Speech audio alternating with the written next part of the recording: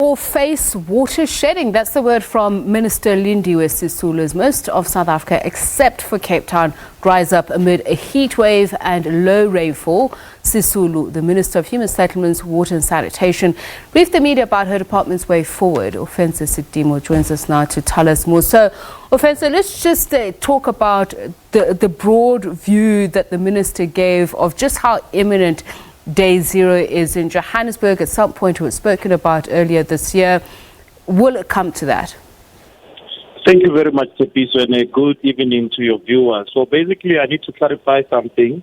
I was not at the briefing where the minister was giving a presser regarding the situation with the water, but I was in Hammanskraal where they haven't had water for the past 4 days. And then over the weekend, I was in Lodium, where they also haven't had water. Now it's probably day 5, but it has been restored there. But now the situation in Hammanskraal is that apparently there was a lightning. According to a statement that was issued by the city of Tshwane, there was a lightning that hit a power station that works at a water treatment plant. So now the water treatment plant could not operate because the power plant was not operational. So what happened is that the sewage sort of mixed with the Apis River, which is the one that supplies the residents of Hammanskraal. So when that happened, it happened on the 18th of October. Then on the 24th, the municipality decided to shut down the water treatment plant. And the result of that was that the residents of Hammanskraal were not able to get water. Now, as you know, they've been complaining about the quality of water, saying it's not drinkable and everything. But now, the fact that there is zero water coming, it exacerbated the situation because, as you can imagine, flushing the toilet and everything, most of the homes, especially at the suburb that we were in Unit D. So it's sort of like a plush affluent suburb in Hammanskraal where most of the homes are big and the toilets, most of them are in-house. So it became a challenge for most of the residents. They were saying in that particular suburb, people were moving to other areas. If they have relatives or whatever, they would relocate from Unit D, go to those places where the water is there because they were moving away from the stench of some of the toilets that were not flushing and most of the issues hygienically speaking, that are related to having a lack of water. All right. So, Ofentse, you've just spoken about Hammanskraal. Are there any other areas which are facing a similar fate?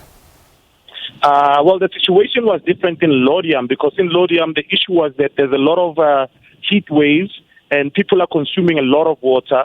Then rainwater reduced the pressure of water that they were sending to most municipalities. So as a result of rainwater reducing the pressure of the water, that led to areas like Lodium, parts of the Pretoria CBD, Atteridgeville, and some of Pretoria East being without water for the weekend, you see. But then it was actually restored because what happened is that the rainwater was coordinating with the city of Tshwane to say they are reducing the pressure and the city should try to sort of manage the situation. So the city, what they did is that they closed down some of these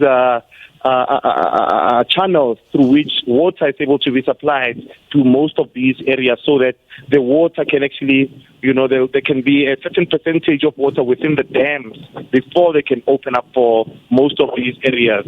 So in Hammanskraal, it was a different situation because there was a lightning strike. According to the city of Tshwane statement, there was a lightning strike that affected an operation at the power station. And then that affected the water treatment plant where sewage is normally cleaned. So when that happened, the sewage mixed up with the Apis River, and then they saw a health hazard and they decided to shut down that water treatment plant. All right, thank you very much, Ofentse. Ofentse Setimo is our reporter on that story, speaking to us in Hammanskraal, where he says he spoke to residents of that area and Lodium. Earlier on, Sisulu, the Minister of Human Settlements, Water and Sanitation, as I mentioned earlier on, briefed the media about her department's way forward.